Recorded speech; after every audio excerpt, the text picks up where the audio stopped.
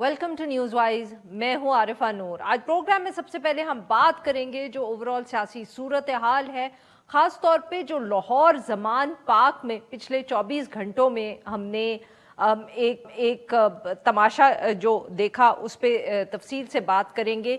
24 घंटे गुजरे, tear gas shelling हुई, हमने पुलिस को देखा, पाकिस्तान तहरीक इंसाफ के कारकुनान को देखा वापस हमला करते हुए, और 24 घंटे ये एक जंग की सी कैफियत लाहौर के एक कोने में बनी रही, मगर इमरान खान साहब को पुलिस अरेस्ट ना कर पाई। अब सारी रात इस तरह की अफवाहें थीं कि अब जब कारकुनान थक जाएंगे तो फिर वो गिरफ्तार कर लेंगे, मगर कुछ ना हुआ। फिर तकरीबन जब 24 घंटे गुजर गए तो एक तरफ तो पाकिस्तान तहरीक इंसाफ ने क्योंकि कोर्ट को पिटिशन कर दिया था, वहाँ इंतज़ार हो रहा था कि इस्लामाबाद हाई कोर्ट इस हवाले से कोई फ़ैसला सुनाएगा, तो दूसरी तरफ से ये इत्तला आनी शुरू हुई ज़राए के ज़रिए कि पुलिस जो है वो पीछे हट रही है। पीएसएल का मैच भी है, कहा गया कि क्योंकि पीएसएल का मैच है इसलिए जो ज़मान पार्क के इर्द गिर्द एक घेरा सा बना हुआ है उसको जारी रखा जाएगा, मगर आगे बढ़ने की कोशिश नहीं की जाएगी।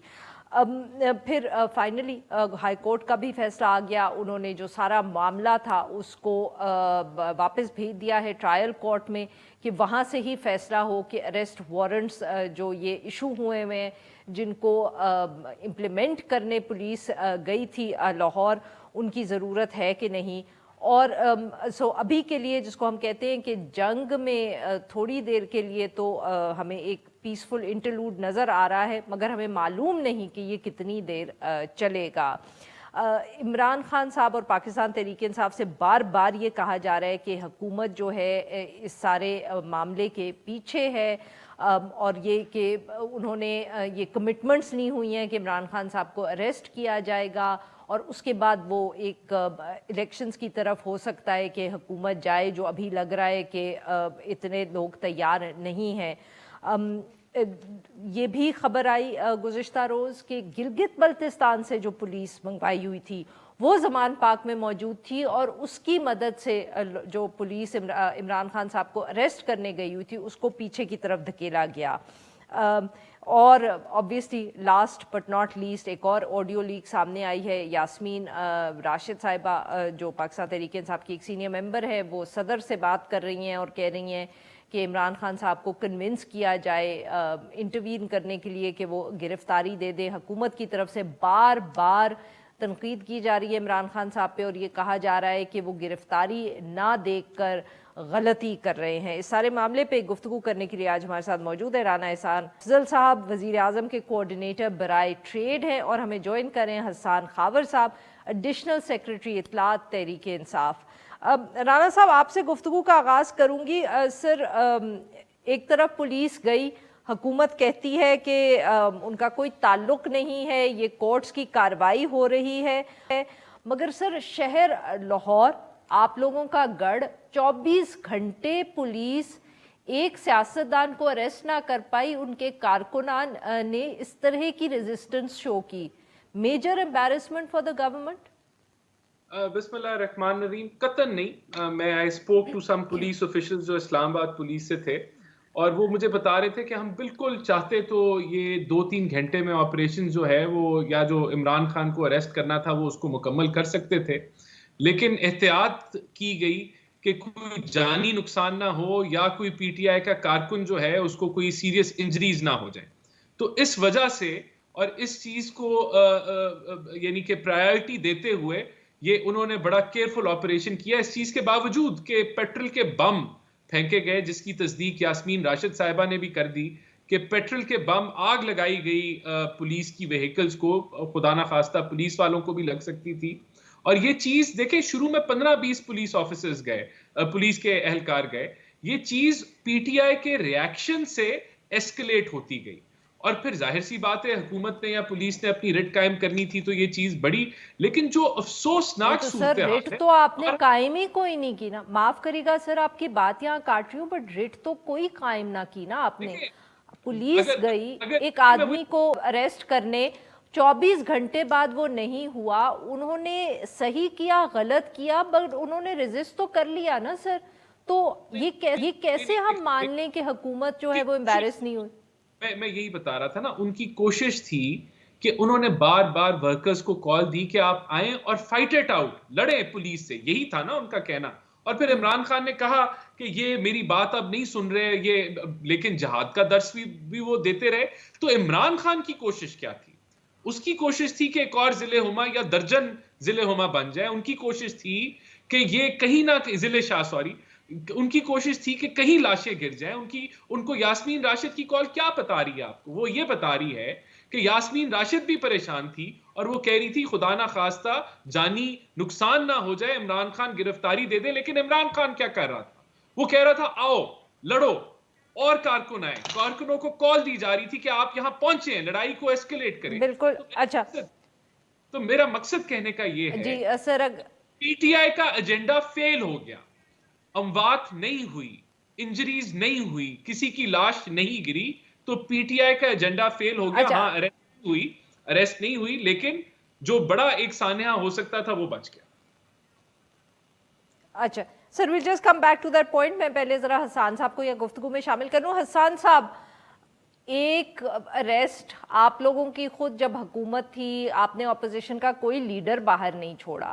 ایک چھوٹی سی بات ہے، آپ لوگوں نے گرفتاری نہیں دی. اتنا آپ نے آج جو سر یہ تماشا لگا ہے لاہور میں، ڈو یو ریئلائز کہ آپ نے یہاں پریسیڈنٹ کیا سیٹ کیا ہے سر؟ اگلی دفعہ اگر کسی بھی سیاستدان کے خلاف کسی قسم کا کوئی کیس بنے گا، بات اریسٹ تک پہنچے گی، تو اس کے بعد وہ اس طرح اپنے ورکرز کو بلا کے آگے کر لیں گے اور کوئی سیاستدان آج کے بعد کبھی اریسٹ نہیں ہوگا. سر ڈو یو کنسیڈر کہ آپ لوگوں نے یہ کیا پریسیڈنٹ آج سیٹ کیا؟ عارفہ، ہم نے پریسیڈنٹ سیٹ کی، یہ گورنمنٹ نے سیٹ کی. اب آپ ذرا تسلی سے سن لیں کہ یہ ہوا کیا ہے. نہ اس میں کوئی لیگل گراؤنڈ بنتی تھی. بات یہ ہے کہ اگر جو جج کا وارنٹ بھی تھا وہ 18 تاریخ کو پیشی کے حوالے سے تھا. 5 دن پہلے آ کر یہ سارا تماشا لگانے کی کوئی وجہ نہیں بنتی تھی، پہلی چیز. دوسری بات یہ کہ جو وارنٹ سرو کرانے اسلام آباد کی پولیس اور پورا ایک ہلہ لشکر بول دیا گیا، اس کے اوپر ایڈریس تھا بنی گالا کا. اب آپ کو یاد ہے نا، کوئی زیادہ پرانی بات تو نہیں، کہ رانا ثناء اللہ کے جب وارنٹ ایشو ہوئے تو اسلام آباد پولیس نے کہا کہ ہم تو سرو نہیں کر سکتے کیونکہ اس پہ تو فیصلہ آباد کا ایڈریس ہے. اس کے باوجود یہ ادھر آئے. پھر ہم نے شیورٹی دی. آج پھر ہم نے یہ بھی کہا کہ جی ہم کورٹ کے اندر گئے ہیں، آپ فیصلے کا انتظار کریں. اور آج کورٹ نے بھی یہ کہا ہے کہ آپ سیکشن 76 جو سی آر پی سی کا ہے اس کے انڈر آپ یہ شیورٹی جو ہے وہ سیشنز کورٹ میں جمع کرائیں. تو اس کے اندر کوئی لیگل گراؤنڈ نہیں بنتی تھی. دوسری بات یہ ہے کہ یہ جو ہو رہا ہے، کیا ہمارے خیال میں یہ کوئی لیگل عمل ہو رہا ہے؟ یہ تو ایک سیاسی کھیل کھیلا جا رہا ہے. آپ نے ایک شخص کے خلاف آج 80 سے زائد مقدمے کر دیے ہیں اور روز آپ نے پوری قوم کو اس طرف لگایا ہوا ہے. دنیا میں تو جنہیں چھوڑ دیں جو ہو رہا ہے. آپ کے بانڈز کی پرائسز آج سلپ کر گئی ہیں، آپ کی اکانومی بیٹھ گئی ہے. لیکن نہیں، آپ کا کام ہے ہر روز آپ نے ایک نیا کیس بنانا ہے عمران خان کے اوپر. تیسری بات یہ ہے کہ ہمارا خدشہ کیا ہے. ہم پہلے دن سے کہہ رہے ہیں کہ ہمیں عمران خان صاحب کے اوپر حملے کا خطرہ ہے. خان صاحب نے پہلے وارننگ دی، اس کے بعد وزیر آباد میں وہ اٹیک ہوا. اس کے بعد اس تفتیش کو جس طرح سے دبایا گیا اور جو اس جی آئی ٹی کے ساتھ سلوک کیا گیا وہ پوری قوم کے سامنے ہے. آپ کے خیال میں پی ٹی آئی کو کیا یہ کانفیڈنس ہے کہ ہم اپنے ہاتھ سے اپنے لیڈر کو ان کو ہینڈ اوور کر دیں؟ آپ ہمیں اپنی لیگل آپشنز ہی نہیں ایکسرسائز کرنے دے رہے. آپ نے پوری قوم کو اس طرف لگایا. اور ایک آخری بات میں آپ کو بتا دوں اس سے پہلے کہ آپ سوال پوچھیں، حسان صاحب ویری کوئکلی، نہیں سر بریک آ رہی ہے، نہیں سر بریک آ رہی ہے. یہ یاسمین راشد صاحبہ کی جو آڈیو ہے سر، اس میں تو لگ رہا ہے کہ آپ سب کے بھی ہاتھ پاؤں پھولے ہوئے، آپ لوگ بھی گھبرائے ہوئے ہیں، آپ لوگوں کو بھی معلوم ہے سچویشن آؤٹ آف کنٹرول ہو سکتی ہے. تو سچویشن تو آؤٹ آف کنٹرول ہو رہی تھی. یاسمین راشد صاحبہ نے کیا کہا؟ ایک تو آڈیو لیک کے اوپر تو چلیں بعد میں بات کرتے ہیں. کیا کہا کہ جی ورکر تو وہاں پر مشتعل ہو گئے ہیں. اب یہ جو ہم پہ الزام لگا رہے ہیں، ہمارا تو یہی خدشہ ہے کہ یہ چاہتے ہیں کہ ایسا کوئی سین ہو وہاں پہ، کوئی خدا نہ خواستہ لوگ مرے، کوئی ایسا جواز ملے الیکشن کو مزید پوسٹ پون کرنے کا. کیونکہ یہ بڑی واضح بات ہے، حکومت الیکشن سے بھاگ رہی ہے اور خان صاحب سے نہیں مقابلہ کرنے کی سکت رکھتی میدان میں، تو اب یہ اس طرح کے حربے آزما رہے ہیں. تو یہ ساری باتیں بالکل ایک ہی طرف اشارہ کر رہی ہیں اور تو اس بات کا کوئی مطلب ہی نہیں ہے. बिल्कुल सही जी। नाजरीन, यहाँ पे लेते हैं हम एक छोटा सा ब्रेक और जब हम ब्रेक आएंगे अपने मेहमानों से गुफ्तगू जारी रखेंगे। Stay with us.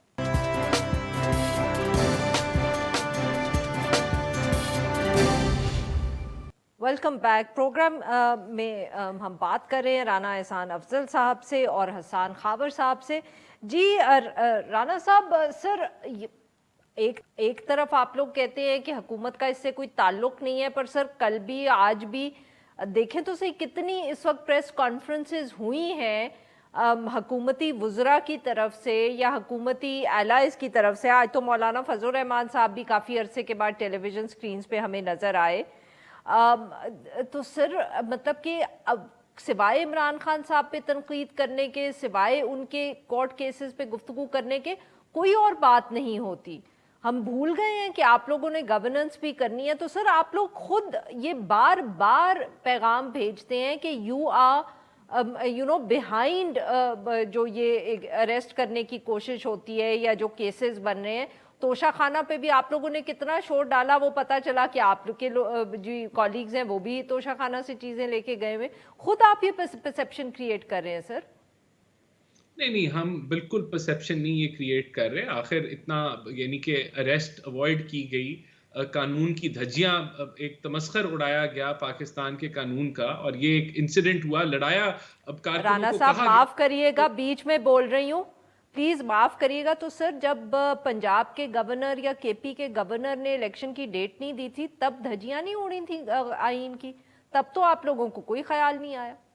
नहीं, कोई देखें, इलेक्शन की डेट्स अब अनाउंस हो चुकी हैं, आगे तो केपीके वालों ने भी अनाउंस कर दी हैं। अगर कोई डिले देखें, सुप्रीम कोर्ट गए तो डेट मिली है।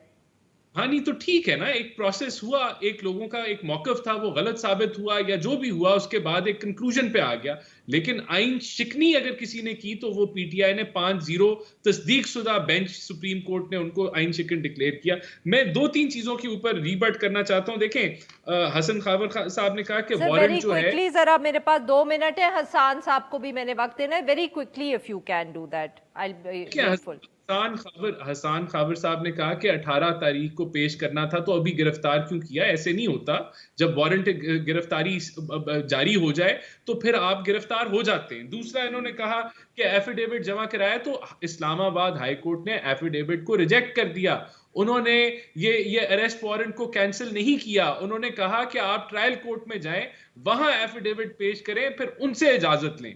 तो इसका मतलब है कि जो कुछ हुआ कानूनी तौर पे हुआ। आज भी, इस वक्त भी उनका अरेस्ट वारंट जो है वो वैलिड है, आज भी वो अरेस्ट हो सकते हैं। तो ये सिर्फ मैं एक चीज क्लैरिटी आपके सामने पेश करना चाहता था। दूसरा, देखें, ये सारा मसला इमरान खान का है। तोशा खाना आप जो कह रही हैं कि अब बाकियों ने भी ले लिया, दोनों केसेस मुख्तलिफ हैं, लेकिन चले हम मान लेते हैं कि केस हमारा वीक हो गया, तो भाई अदालत में जाके अपनी इनोसेंस साबित कर लें, कहानी खत्म।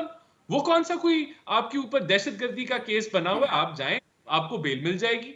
कोई ऐसी बात ही नहीं है, आप हर इशू को क्रिएट कर रहे हैं। अब एक और पॉइंट आखिरी, देखें, इंटरनेशनल मीडिया पे झूठ बोला गया। इमरान खान ने कहा मेरे पास बेल है, बेल के बावजूद मुझे ये अरेस्ट करना चाह रहे हैं।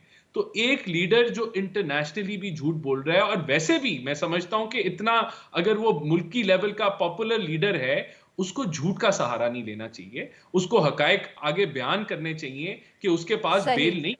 इंटरनेशनल मीडिया को मिसगाइड नहीं करना चाहिए, पाकिस्तान का इमेज खराब नहीं करना चाहिए। अच्छा सर, अब मेरे पास बिल्कुल वक्त खत्म हो गया, हसन साहब को भी थोड़ा सा मैं दे दूं। जी हसन साहब, आप अगर कोई काउंटर करना चाहते हैं, मैं सवाल नहीं पूछूंगी, वक्त बड़ा कम है। देखें, पहली बात तो सिर्फ ये है कि हाई कोर्ट का डिसीजन पढ़ लें। उन्होंने उसको रिमांड किया है वापस सेशंस कोर्ट को, उन्होंने कहा है अब श्योरिटी बॉन्ड जमा कराएं। दूसरी बात, सिर्फ एक ही सवाल है जिसके जवाब में सारी बातें हैं। इंसदाद दहशतगर्दी अदालत गुजरांवाला ने इसी तरह का वारंट इशू किया हुआ है राना सनाउल्लाह को, वहां पे वो क्यों नहीं सर्व हुआ आज तक? अगर वो नहीं सर्व हुआ तो हम क्या समझेंगे? बाकी पूरी सियासत को आप भूल भी जाएं तो राना सनाउल्लाह के लिए क्या कानून और है? क्या वो वारंट अहम नहीं है? क्या इस मुल्क में सारी की सारी ताकत आपने इमरान खान पे लगानी है? और वो आप देखें, वो जो एक शैलों का अंबार है वो क्या है? ये तो लगता है कि हम मकबूजा कश्मीर के अंदर आ गए, वहां पे भी कभी ऐसे मनाजिर देखने को नहीं मिले जो हमें जमान पाक में देखने को मिले हैं। तो इन बातों से इनकार ना करें, हमें चाहिए कि हम इलेक्शन की जाने पड़े और इस मुल्क में टेम्परेचर को डाउन करें। मुल्क का ये तो बताएं कि विल इमरान खान हसान साहब ये तो बताएं, अब इमरान खान साहब के अगर ना ट्रायल कोर्ट ने कैंसिल किए बेलेबल वारंट तो फिर आपने क्या करना है? Very quickly sir, I have very little time. देखें, बात यह है कि अभी तक का इरादा यही है कि हम अपनी तमाम लीगल ऑप्शंस एग्जॉस्ट करेंगे। 18 तारीख को हमने कोर्ट के आगे पेश होना है। उसके अलावा बाकी जो भी फैसले होंगे वो फिर आपके सामने आ नहीं जाएंगे। सर, अगर कल ही अगर कोर्ट ने नहीं वो आप लोगों की बात मानी तो फिर आप क्या करेंगे? अगर उन्होंने कल रेस्ट देखते हैं वारंट्स ना को क्या नहीं बनता है कोर्ट कैंसिल में। किया। जी, अभी उस सिलसिले में बहुत फैसला बहुत नहीं हुआ। शुक्रिया कल हमारे इसके दो ऊपर मेहमानों फैसला का।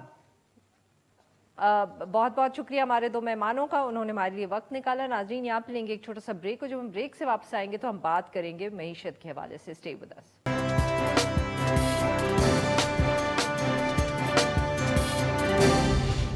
Welcome back. प्रोग्राम के इस हिस्से में हम जिक्र करेंगे मईशत का।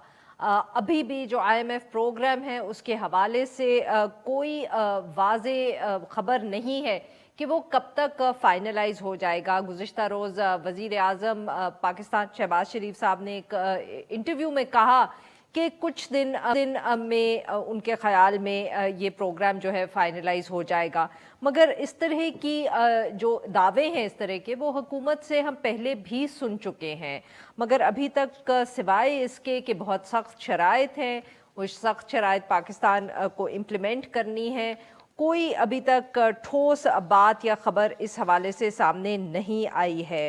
अब कहा यह जा रहा है कि अभी भी जो एक्सटर्नल फंडिंग का इशू है, यानी कि जो हमें इमदाद अपने दोस्त ममालिक से मिलनी थी, उस पर कोई अभी भी जो नंबर्स हैं उनमें फ़र्क है, और वज़ीर ख़जाना जो हैं वो इस हवाले से गुफ्तगू भी कर रहे हैं दोस्त ममालिक के साथ इस इशू पे। मगर और इन्हीं ख़बरों के दरमियान ये इत्तला भी आई है कि डॉलर जो है उसकी कीमत एक दफ़े फिर बढ़ती हुई नज़र आ रही है। आज जो डॉलर की कीमत थी वो 282 रुपीज़ से भी बढ़ गई। इस सारी सूरत हाल में दूसरी खबर जो सामने आई है मईशत के हवाले से, वो ये है कि हुकूमत ये सोच रही है कि किस तरह वो मोटरसाइकिल और रिक्शा चलाने वालों के लिए, यानी कि जो कमज़ोर बैकग्राउंड या तबके से ताल्लुक़ रखते हैं लोग, उनको रियायती पेट्रोल फराहम करे। ये जो फ़ैसला है ये कहा जा रहा है कि हुकूमत ने कर लिया है, और कोशिश ये होगी कि उनको 25 से 50 रुपए का सस्ता पेट्रोल दिया जाए, और जो ये फ़र्क होगा, जो ये सब्सिडी का अमाउंट होगा, जो कह रहे हैं कि 150 अरब रुपए की बनेगी, ये गाड़ी वालों को ज़्यादा महंगा पेट्रोल बेचकर उनसे कलेक्ट किया जाए। मगर कुछ तनकीद भी हुई है इस फ़ैसले की। ये कहा जा रहा है कि शायद IMF जो है वो इस सब्सिडी को एक्सेप्ट ना करे, और कुछ लोगों का ये भी ख्याल है कि हो सकता है कि ये जो पॉलिसी हो इसको कोर्ट में चैलेंज कर दिया जाए। अभी तक सिर्फ यही मालूम हुआ है कि हुकूमत ने फ़ैसला किया है सब्सिडी देने का, ये नहीं मालूम कि इसका तरीक़ा क्या होगा, इसको दिया कैसे जाएगा। इन सारे मामलात पे गुफ्तगू करने के लिए आज हमारे साथ हैं खुर्रम शहजाद साहब, माहिर मुआशियात हैं, और हमें ज्वाइन करेंगे डॉक्टर आबिद सुलेरी साहब, सरबराह है SDPI। Welcome to the show gentleman. जी खुर्रम साहब, आपसे गुफ्तगू का आगाज़ करेंगे। खुर्रम साहब ये बताइएगा, सर पहले अगर ये बात कर ले, ये जो सब्सिडी की इतलात आ रही है पेट्रोल के हवाले से, ये सर पहली दफ़े हमने नहीं सुना। पाकिस्तान तहरीक इंसाफ की हुकूमत के भी आखिरी दिनों में इस सब्सिडी का जिक्र हो रहा था, फिर क्योंकि वोट ऑफ नो कॉन्फिडेंस आ गया तो उन्होंने एक जनरल सब्सिडी सबको दे दी। अब दोबारा ये गुफ्तगू शुरू हुई है। सर किस तरह देख रहे हैं आप इसको? शारिफा, देखें, सबसे पहली बात यह है कि जो सब्सिडी की हम बात कर रहे हैं, सब्सिडी डेफिनेटली एक बहुत बड़ा ड्रैग है इस मुल्क के फाइनेंसेस पे, और जनरल सब्सिडी की हम बात करें तो वो सबसे बड़ा ड्रैग है, क्योंकि सब्सिडी जो है वो दो तरह से होती है नॉर्मली। एक जनरल सब्सिडी होती है और एक टारगेटेड सब्सिडी होती है। हमने ज़्यादातर जनरल सब्सिडी जो है वो दी है, और जनरल सब्सिडी में डाउन साइड ये होती है कि जो नहीं भी डिज़र्व करता उसको वो सबसे ज़्यादा फ़ायदा उठाता है। मिसाल के तौर पे पेट्रोल की आप बात करी थी, पेट्रोल कीमतों की, तो उसमें आप देखें कि एक बड़ी गाड़ी वाला जो है वो उसे भी उतने का पेट्रोल मिलता है, सब्सिडाइज अगर होता है, जितना कि एक मोटरसाइकिलिस्ट को मिलता है। और बड़ी गाड़ी वाले की जो कैपेसिटी होती है पेट्रोल लेने की वो 100 टाइम्स ज़्यादा होती है किसी मोटरसाइकिलिस्ट है।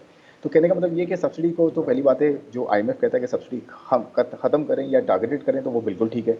وہ ہمیں بہت پہلے کرنا چاہیے تھا، اور اب اگر صحیح گورنمنٹ کر رہی ہے اور چارٹ میں نے پہلے بھی کیا تھا، تو میرے خیال میں وہ ایک صحیح فیصلہ تھا کہ آپ پیٹرول کی قیمتیں یا کوئی بھی قیمتیں ڈسٹارٹ نہ کریں، اسے مارکیٹ پہ ہی رکھیں. جو آپ کی کاسٹ آ رہی ہے پیٹرول امپورٹ کرنے کی یا لوکلی بنانے کی یا ڈیزل بنانے کی، اسے آپ مارکیٹ کی پرائس پہ رکھیں اور سب کو مارکیٹ کی پرائس پہ بیچیں. جب بھی سبسڈی دینی ہو وہ آپ ڈائریکٹ دے دیں، BISP پروگرام کے تھرو دے دیں یا کسی بھی اور موڈ کے تھرو دے دیں، ڈائریکٹ دے دیں، وہ زیادہ بہتر ہے تاکہ صحیح ہاتھوں میں جائے، صحیح طبقے کے پاس جائے جو ڈیزرو کرتا ہے. اس سے دو چیزیں ہوں گی، ایک تو آپ کی اکانومی میں ڈسٹورشن جو ہوتی ہیں، پورا نظام جو ہوتا ہے وہ خراب نہیں ہوگا. صحیح جیسے کہ آپ مثال ہوتی ہے کہ جی سستی گیس دے دیں، سستا فرٹیلائزر دے دیں، سستی بجلی دے دیں، سستی جو ہے وہ قیمتیں کر دیں. یہ جو ڈسٹورشن ہے نا تھرو کراس سبسڈی میکانزمز، اور اس طرح سے آپ کارپوریٹ سیکٹر کو یوز کرتے ہوئے کرتے ہیں، یہ نہیں ہونا چاہیے، ان پرنسپل نہیں ہونا چاہیے. میرے خیال میں IMF ہمیشہ یہی کہتا آیا ہے، تو یہ ہوگا تو بہتری ہوگی. اب میں آ جاتا ہوں دوسرے پوائنٹ پہ.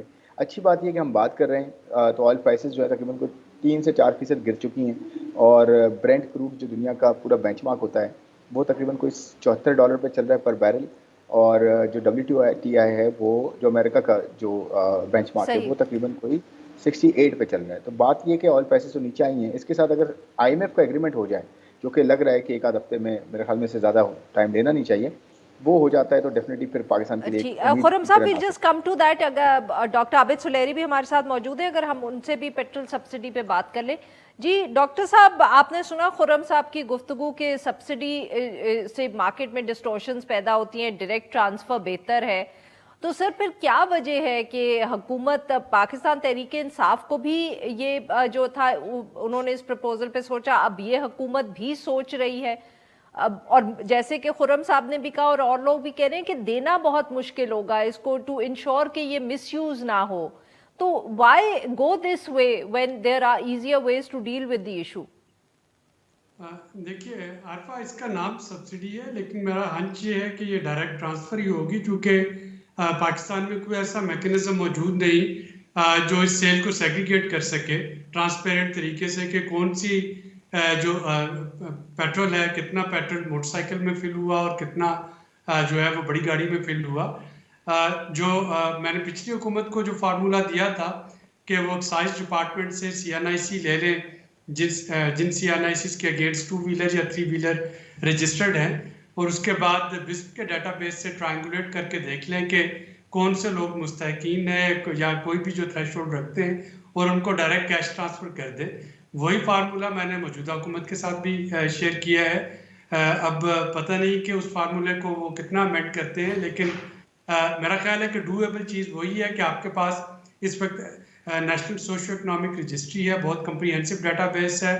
آپ کے پاس ایکسائز ڈپارٹمنٹس کا ڈیٹا ہے جس میں کہ آپ کو پتہ ہے کہ کس کے CNIC پہ کوئی موٹر سائیکل رجسٹرڈ ہے، اور اگر وہ اوپن لیٹر پہ ہے تو یہ انکریج کرے گا ان لوگوں کو جن کے پاس اوپن لیٹر پہ گاڑیاں یا موٹر سائیکل ہیں کہ اپنے نام پہ کروا لیں. لیکن حتمی صورت کیا نکلتی ہے وہ اس کے لیے ڈیٹیلز کا ویٹ کرنا ہوگا. بالکل ٹھیک. جی ناظرین، یہاں پہ لیتے ایک چھوٹا سا بریک، سے واپس آئیں گے اپنے مہمانوں سے گفتگو جاری رکھیں گے. Stay with us.